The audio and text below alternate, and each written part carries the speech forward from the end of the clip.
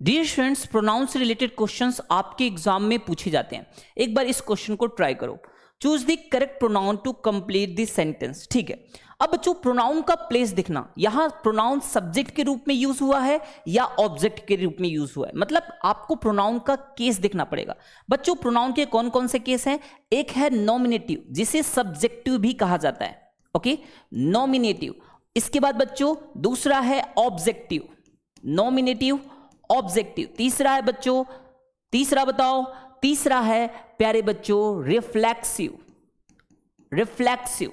और चौथा, सोचो सोचो, चौथा प्यारे बच्चों है possessive. Possessive means possession, reflexive means reflexive action. तो अलग अलग ये बच्चों क्या है, प्रोनाउन के केसेस हैं। ठीक है, अब आपको क्या करना है, इसमें देखना है किस केस का यूज हो रहा है। यहां बच्चों ऑब्जेक्टिव केस का यूज हो रहा है, तो ऑब्जेक्टिव केस में है कौन सा? इनमें से ऑप्शंस देखो बेटा, ऑप्शंस में ये सब्जेक्टिव केस है, ये वाला ऑप्शन बी ऑब्जेक्टिव केस में यूज हो रहा है। मेरी बात समझ रहे हो ना?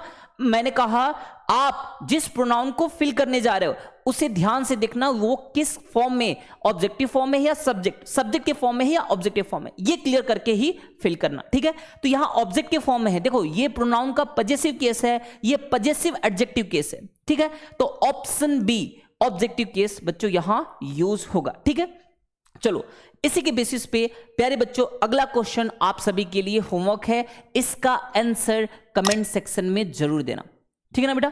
बच्चों अगर आपका सपना है सैनिक स्कूल, आरएमएस या नवोदय विद्यालय में जाना, तो आप द्रोड़ स्कूल पे भरोसा कर सकते हो। पिछले 8 वर्षों से हम बच्चों की तैयारी करा रहे हैं और हमारे पास से पढ़े हुए हजारों बच्चे सैनिक स्कूल, नवोदय विद्यालय और आरएमएस में पढ़ रहे हैं। बच्चों अगर आपका सपना है सैनिक और आरएमएस में जाना, तो आप तेजस लाइव बैच से जुड़ सकते हो।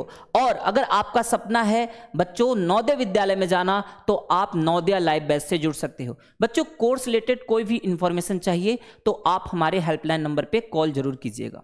Okay, thank you.